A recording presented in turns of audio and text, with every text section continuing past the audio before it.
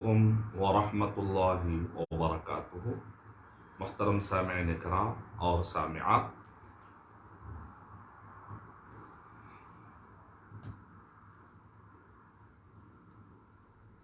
درس قرآن اور درس حدیث، 5 منٹ درس قرآن، 5 منٹ درس حدیث۔ آج کا ہمارا سیشن نمبر ہے 2، فقہی اور تربیتی نقاط کے ساتھ، پوائنٹ کے ساتھ انشاءاللہ میں آپ کے سامنے کچھ پوائنٹس عرض کرنے کی سعادت حاصل کروں گا۔ آپ سبھی کا میں اسلامی طریقے سے استقبال کرتا ہوں۔ آئیے ہم درس قرآن کی شروعات کرتے ہیں۔ سورہ بقرہ سورہ نمبر 2 کی آیت نمبر 1 سے لے کر 5 تک۔ میں نے پہلے سیشن میں اس کا ترجمہ بھی پیش کیا تھا اور کچھ پوائنٹس میں نے آپ کے سامنے رکھے تھے۔ آج آئیے ہم کچھ اور پوائنٹس ان 5 آیتوں میں اور ہمارے لیے کیا سبق ہے وہ ہم سیکھتے ہیں، پھر اس کے بعد ہم پھر دوسری آیتوں کی طرف اپنے نیکسٹ سیشن میں جائیں گے انشاءاللہ۔ پوائنٹ نمبر 1، امام ابن کثیر رحمۃ اللہ علیہ نے کہا کہ سورہ بقرہ میں 1000 خبریں یعنی نیوز، خبریں، اخبار ہے، یعنی اس کے اندر معلومات ہے، اور 1000 حکم ہے، احکامات ہے۔ اللہ تعالیٰ نے جو کرنے کے لیے ہم کو احکامات دیے ہیں وہ 1000 ہے، اور منع کردہ چیزیں 1000، یعنی کا مطلب یہ کہ آپ تدبر کریں گے تو اس کی کوئی انتہا نہیں ہے، آپ کو نقطے پر نقطے ملتے چلے جائیں گے۔ امام قرطبی رحمۃ اللہ علیہ نے کہا کہ 9 سال لگے مدینے کے اندر، جب اللہ کے نبی صلی اللہ علیہ وسلم جب مدینے کی طرف آپ آئے تو سب سے پہلے جو سورت نازل ہوئی سورہ بقرہ، اور یہ سلسلہ جب تھوڑا تھوڑا نازل ہوتے ہوئے 9 سال لگ گئے سورہ بقرہ کو مکمل ہوتے ہوئے۔ اور دوسرا پوائنٹ، جب ہدایت کا ورڈ سورہ بقرہ کے اندر ایک بندہ پڑھتا ہے تو اس کے ذہن میں، بعض لوگوں کے ذہن میں سوال آتا ہے کہ اللہ گمراہ کرتا ہے، کیا اللہ ہدایت دیتا ہے؟ اس کا مطلب پھر بندہ تو مجبور ہو گیا۔ تو اس کا جواب کیا ہے؟ تو سورہ صف سورہ نمبر 61 کے آیت نمبر 5 میں اللہ سبحانہ وتعالیٰ نے ارشاد فرمایا فَلَمَّا زَاغُوا أَزَاغَ اللَّهُ قُلُوبَهُمْ، کہ بندے جب ٹیڑھا راستہ اختیار کرتے ہیں تو تب اللہ ان کو بھٹکاتا ہے۔ اللہ تعالیٰ جان بوجھ کر کسی کو جو بھٹکاتے نہیں ہیں، بندوں کو اللہ نے آزادی دی ہے۔ سورہ دہر بھی آپ پڑھ لیجئے کہ اس کے اندر بتایا گیا کہ اما شاکروں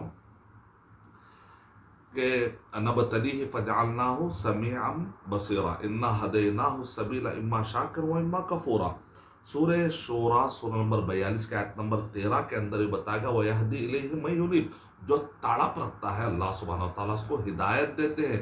ایسا نہیں کہ اللہ سبحانہ وتعالیٰ نے کسی کو گورا دیکھا تو اس کو جنت میں ڈال دیا، کالا دیکھا تو اللہ تعالیٰ نے اس کو جہنم میں ڈال دیا، نہیں وَأَنَّ اللَّهَ لَيْسَ بِظَلَّامٍ لِّلْعَبِيدِ۔ سورہ انفال کی آیت نمبر 51 پڑھنے سے پتہ چلتا ہے اللہ تعالیٰ کسی پر رتی برابر بھی ظلم نہیں کرتے۔ وَمَا يُضِلُّ بِهِ إِلَّا الْفَاسِقِينَ، جو فسق کا راستہ اختیار کرتے، گناہوں کا، نافرمانیوں کا، اللہ اس کو گمراہ کر دیتے ہیں۔ تو یہ بھی واضح کر دیا گیا ہے، لیکن لوگ کچھ پڑھتے ہیں اور کچھ آیتیں نہیں پڑھتے ہیں تو گمراہی کا شکار ہو جاتے ہیں۔ پوائنٹ نمبر 3، جن تک ہدایت نہیں پہنچی آج کے زمانے میں بھی، تو شیخ البانی رحمۃ اللہ علیہ نے کشف الاستار نامی کتاب کے اندر، اور اسی طریقے سے تصفیہ و تربیہ کے ساتھ کچھ مقالے شائع ہوئے تھے ایک زمانے میں، اس میں بھی شیخ البانی رحمۃ اللہ علیہ نے واضح طور پر کہا کہ ایسے لوگوں کے ساتھ اہل الفترہ کا معاملہ کیا جائے گا، نہ قیامت میں ان کے لیے پھر سے ایگزام لیا جائے گا، ان کو پھر سے ایک موقع دیا جائے گا، یعنی اللہ تعالیٰ کسی پر بھی ظلم نہیں کرتے۔ پوائنٹ نمبر 4، شیخ ابن عثیمین رحمۃ اللہ علیہ نے کہا کہ متقیوں کی یہاں پر 6 صفتیں بتائی گئی، لیکن قرآن مجید میں 200 سے زیادہ صفتیں بیان کی گئی کہ متقی کون ہوتا ہے، متقی کون ہوتا ہے، لیکن یہ 6 صفات پر عمل کرنے سے باقی کے 200 اعمال اور وہ 200 صفتیں اپنانا انسان کے لیے آسان ہو جاتا ہے۔ اب آئیے سامعین کرام، درس قرآن میں خاص طور سے وَبِالْآخِرَةِ هُمْ يُوقِنُونَ کہ وہ آخرت کے دن پر یقین رکھتے ہیں. تو اس پر کچھ پوائنٹ ہم حاصل کرنے کی کوشش کرتے ہیں کہ یوقنون ایقان درجے، یعنی بہت سارے نوجوان ہیں، ان کے بارے میں آج کل لوگ آ کر کہتے ہیں کہ آج کل کے نوجوان بچے لبرلزم سے متاثر ہو رہے ہیں، آزاد خیالی سے، ان کو توحید پر، رسالت پر اور خاص طور سے آخرت پر مرنے کے بعد دوبارہ اٹھنا ہے، حساب و کتاب دے رہے ہیں، ان سب چیزوں کا تصور دھندلا ہوتا جا رہا ہے. شیخ ہم ان کو کیسے سمجھائیں؟ تو آئیے میں کچھ پوائنٹ دینے کی کوشش کرتا ہوں کہ آخرت پر یقین کمزور نہ ہو. اس کے لیے ہم کو کیا کرنا چاہیے؟ اس کے لیے قرآن مجید نے عقلی طور پہ بھی سمجھایا ہے، فطری طور پر بھی آخرت کا قائم ہونا انسان کی ایک ضرورت ہے، اور حسی اور تاریخی دلائل یعنی محسوس اور تاریخی اعتبار سے بھی کچھ واقعات ہیں جس کی روشنی میں آپ مرنے کے بعد دوبارہ اللہ سبحانہ و تعالی ہم کو زندہ کریں گے اور حساب و کتاب کا سامنا ہوگا. اس عقیدے پر بعد الموت اور اسی طریقے سے الیوم الآخر، یعنی ایمان کے جو 6 ارکان ہیں اس میں سے ایک اہم رکن کیا ہے؟ الیوم الآخر، آخرت پر ایمان لانا ہے. تو اس ضمن میں کہ آخرت پر یقین کے بارے میں کس طریقے سے ہم ان کو سمجھا سکتے ہیں؟ سب سے پہلے یقین الماء کہتے ہیں عربی زبان میں کہ یقین الماء فی الحوض اذا استقر وداما. اگر کوئی پانی حوض میں آپ نے ڈالا تو اس کے بعد پھر وہ مستقر ہو گیا، جم گیا، تو آپ کیا کہتے ہیں بھائی؟ مستقر ہو گیا، جم گیا، یعنی کہ عقیدہ پیوست ہو گیا، مضبوط ہو گیا، اور اس کی ڈیپتھ تک بھی نظر آتی ہے. جب وہ ٹھہر جاتا ہے تو اس کی ڈیپتھ تک، یعنی کہ ڈیپتھ میں چل جانا، مضبوطی کے ساتھ، اس کے اندر اتنی شفافیت ہو کہ اس میں کوئی شک کی گنجائش نہ ہو، بالکل واضح طریقے سے بغیر کسی شک کے آدمی جو مستقر طریقے سے، نہ کہ مضطرب یا شک کی حالت نہ، بلکہ جمے ہوئے حالات میں، اس انداز میں عقیدے میں اس کو مضبوط ہونا چاہیے. یہ ہے یقین الماء، یقین اسی سے نکلا ہے یوقنون. عقلی اعتبار سے ثابت کرنے کے لیے تو قرآن مجید میں بہت سارے دلائل ہیں. اگر آپ غور کر کے دیکھیں گے تو عقلی دلائل میں ہم کو تقریباً 17 سے زیادہ عقلی طریقے کے دلائل ملتے ہیں. جوی یعنی کہ فضا میں جو مخلوقات ہیں ان پر غور کرنے کے لیے، سمائی آسمان میں موجود مخلوقات پر غور کرنے کے لیے، ارضی زمین پر پائے جانے والے مخلوقات پر غور کرنے کے لیے، انسانیت پر غور کریے، زراعیہ کھیتوں پر غور کریے، غذائیہ غذا پر غور کریے، تاریخیہ تاریخ پر غور کریے، المطلوع والمشاہدہ تلاوت کی جانے والی آیتیں، نظر آنے والی نشانیوں پر غور کریے، شرعی آیات پر غور کیجیے، کونی کائنات کی نشانیوں پر غور کیجیے، شتائیہ و صیفیہ سرما اور گرما کے اندر اللہ نے کیا انتظام کیا اس پر غور کیجیے، نومی و یقظی سونا اور جاگنا اس پر غور کیجیے، لیلی و نہاری دن اور رات پر غور کیجیے، حیات اور موت اس پر غور کیجیے، جو استخدامات دنیا میں جتنے چیزیں آپ یوز کر رہے ہیں مسخر کی گئی ان پر غور کیجیے، انفس اور آفاق پر غور کیجیے، ایام اللہ، آیات اللہ اور آلاء اللہ پر غور کیجیے، تو آپ کے سامنے عقلی دلائل سامنے آ جاتے ہیں. سورہ یاسین کے آخری میں اللہ سبحانہ و تعالی نے ہمیں 6 طریقے تھے، شیخ ابن عثیمین رحمۃ اللہ علیہ کہہ رہے ہیں کہ 6 طریقے تھے یہاں پر عقلی طور پر ثابت کیا گیا کہ یہ ممکن ہے، اللہ تعالیٰ قادر ہے، اللہ تعالیٰ جانتا ہے، اللہ کے لیے بہت ایزی ہے کہ مرنے کے بعد دوبارہ سب کو جمع کر دینا. تو کیسے آپ ثابت کر سکتے ہیں؟ تو پڑھیے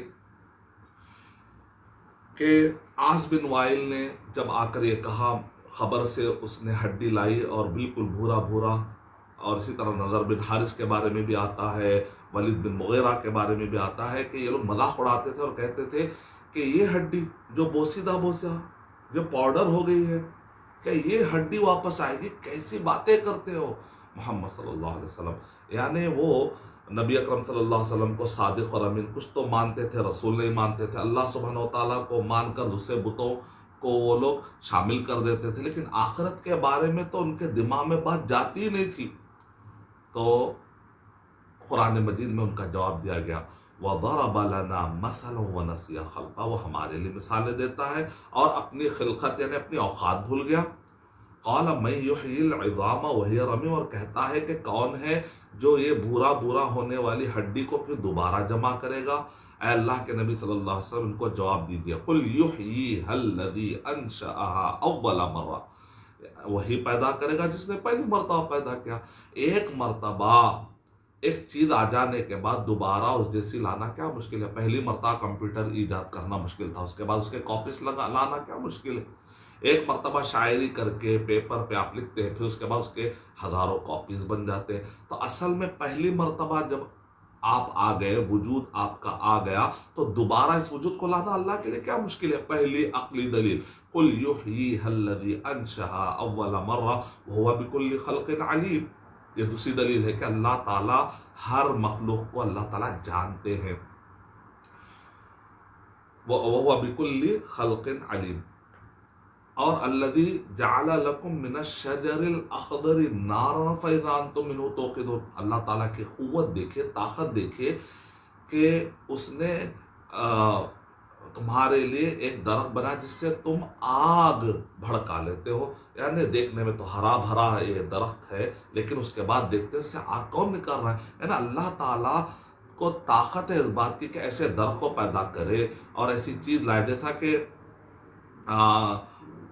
بعض ایسے درخت عرب میں پائے جاتے ہیں کہ ان درختوں کو رگڑنے سے، ان درختوں کو اور ان کے ڈالیوں کو، ٹہنیوں کو جمع کر کے پرانے زمانے میں جو آگ حاصل کی جاتی تھی، تو آپ اس کے بارے میں اگر آپ مطالعہ کریں گے تو آپ کے سامنے یوٹیوب پہ بھی اس کے بارے میں آپ کو بتایا جائے گا۔ آپ جب صرف یہ آیت داخل کر دیجیے، آپ دیکھیں ڈھیر سارے یوٹیوب پر آپ کو ان درختوں کے بارے میں تعارف مل جائے گا انشاءاللہ۔ اس کے بعد بتایا جا رہا ہے کہ جعل لکم من الشجر الاخضر نارا فاذا انتم منہ توقدون اولیس الذی خلق السماوات والارض بقادر علی ان یخلق مثلهم، اولیس الذی خلق السماوات والارض بقادر، جو آسمان اور زمین کو پیدا کرتا ہے، کیا وہ اس بات پر قادر نہیں ہے کہ وہ اللہ تعالیٰ دوبارہ ان کو جمع کر دے؟ اولیس الذی خلق السماوات والارض بقادر علی ان یخلق مثلهم بلا وهو الخلاق العلیم۔ اور ایک دلیل، بلا وهو الخلاق العلیم، پانچویں دلیل اس کے اندر اللہ تو خلاق ہے، اللہ تعالیٰ کی جو پیدا کرنے کی صفت ہے اس میں کوئی کمزوری نہیں ہے، اور اتم درجے میں اللہ کے شان اللہ تعالیٰ کے شان کے مطابق اس صفت کو آپ ثابت کریں، اس کے کمال درجے کے ساتھ اس کو اگر آپ ثابت کریں، اور اللہ تعالیٰ کے علم کو اس کے کمال درجے میں اگر آپ ثابت کرے اور اس کو مانے، تو پھر ایسے لوگوں کے لیے کیا مشکل ہے کہ اس بات کو مانے کہ اللہ تعالیٰ مرنے کے بعد دوبارہ جمع کر سکتے ہیں۔ چھٹویں دلیل، انما امرہ اذا اراد شیئا یقول له کن فیکن، اللہ تعالیٰ کا تو معاملہ بس یہ ہے کہ جب اللہ سبحانہ و تعالیٰ ارادہ کر لیتے ہیں تو کہتے کن فیکن، ہو جا تو بس ہو جاتی۔ تو دیکھا آپ نے 6 دلیلیں یہاں پر جمع کی گئی ہے۔ تاریخ اعتبار سے یہ ہے کہ سورہ بقرہ سورہ نمبر 2 کے آیت نمبر 243 میں کہ ایک قوم تعاون سے بچنے کے لیے، پلیگ سے بچنے کے لیے بھاگتی ہے، تو اللہ سبحانہ و تعالیٰ کہتے ہیں کہ ان کو اللہ نے موت دی، پھر اس کا ان کو اللہ نے زندہ کیا۔ تو تاریخ اعتبار سے اگر یہ واقعہ آپ کے سامنے ہو تو ایک انسان اپنے آپ پر شک کرے، لیکن قرآن مجید کی باتوں پر شک نہیں کر سکتا، کیونکہ اللہ نے اس کی تصدیق کی، ومن اصدق من اللہ قیلا۔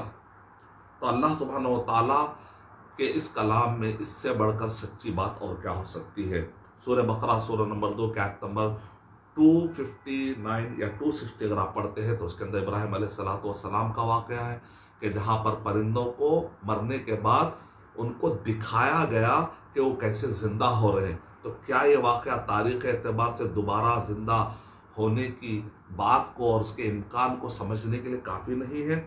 اسی طریقے سے بقرہ گائے کا قصہ کہ ایک آدمی مر جاتا ہے تو پھر اس کا گائے کو ذبح کرنے کے بعد اس کے ایک ٹکڑے کو سے لے کر مارا جاتا ہے تو مقتول واپس زندہ ہوتا ہے اور قاتل کا پتہ بتاتا ہے۔ تو کیا یہ واقعہ اس بات کو ثابت نہیں کرتا کہ اللہ سبحانہ و تعالیٰ دوبارہ ہمیں جمع کریں گے اور پیدا کریں گے؟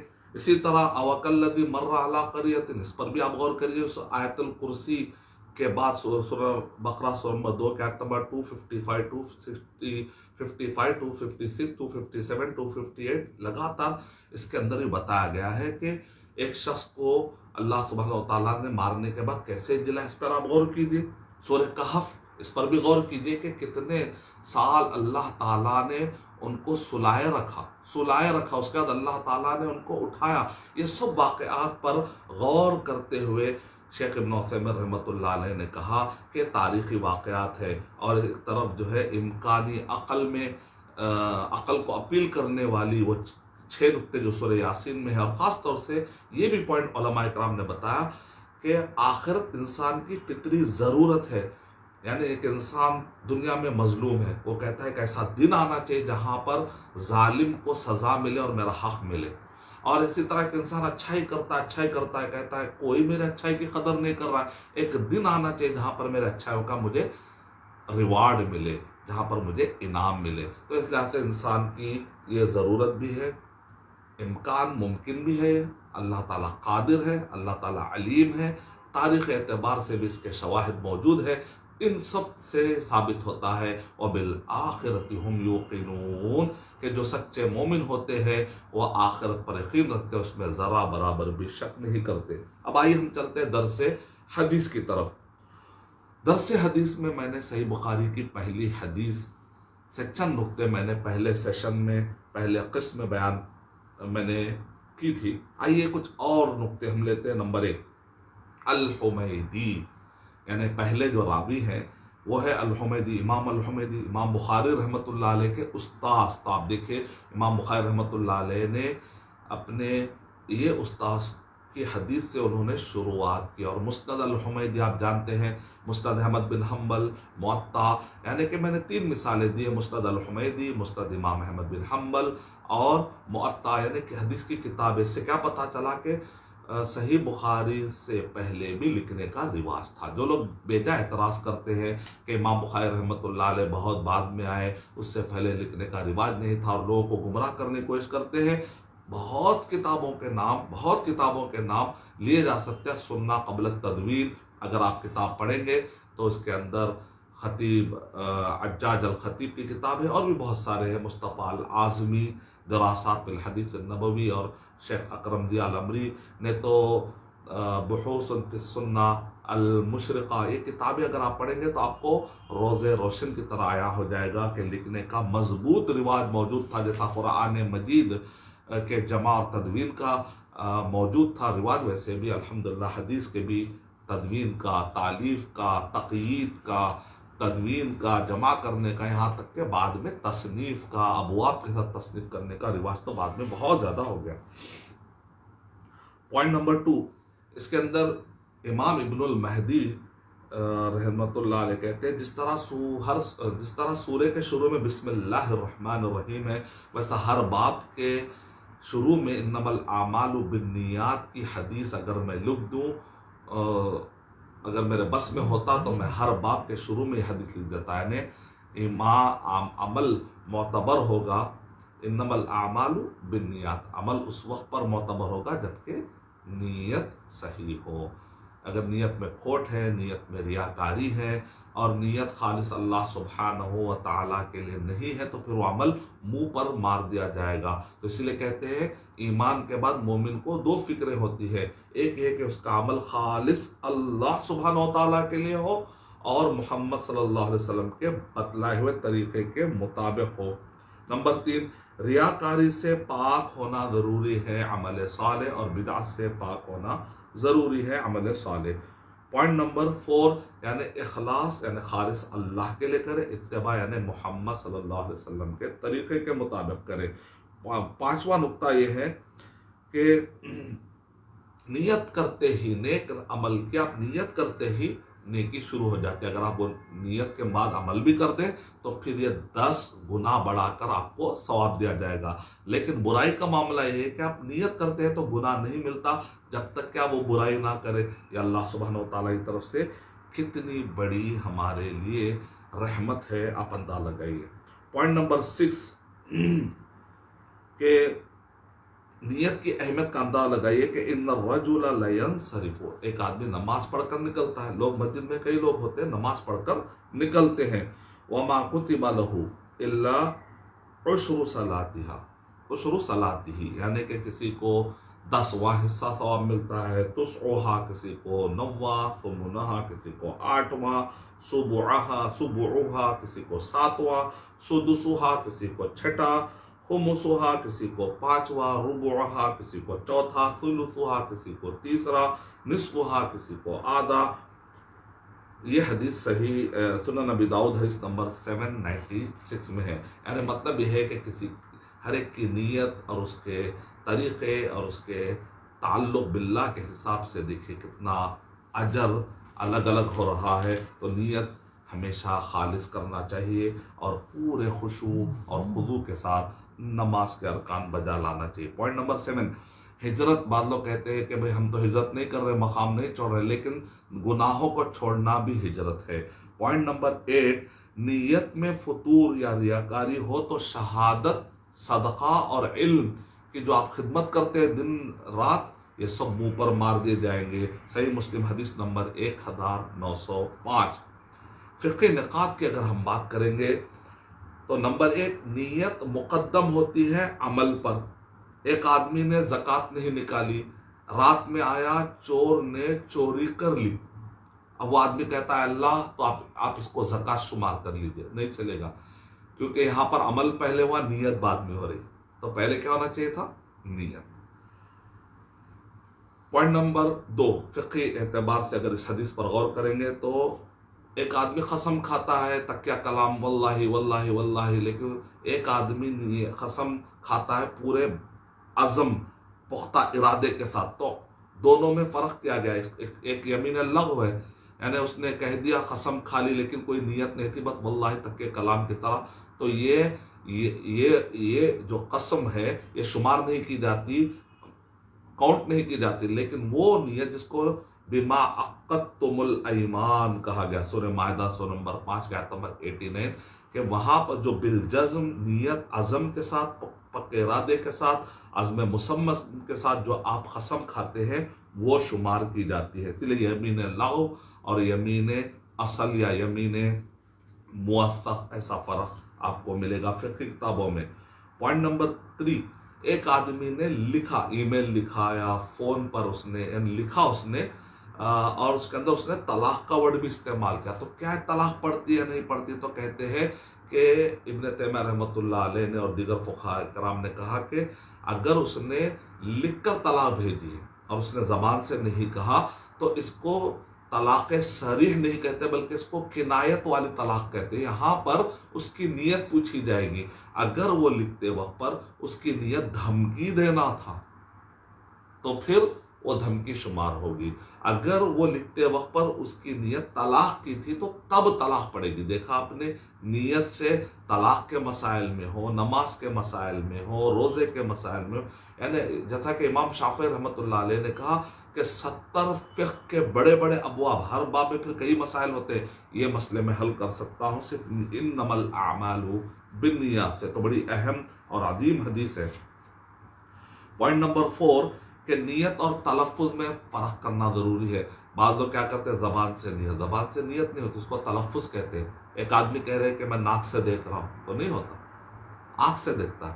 تو اسی طرح نیت کا تعلق دل سے ہے، تو دل سے نیت ہوتی ہے نہ کہ زبان سے. زبان سے جو ہوتا ہے اس کو تلفظ کہتے ہیں. تو نماز سے پہلے زبان سے منہ میرا کعبے کی طرف واسطے اللہ کے، تو یہ ایسا کہنا جائز نہیں، اس کی دلیل نہیں، بلکہ علماء اکرام نے اس کو بدعت شمار کیا ہے.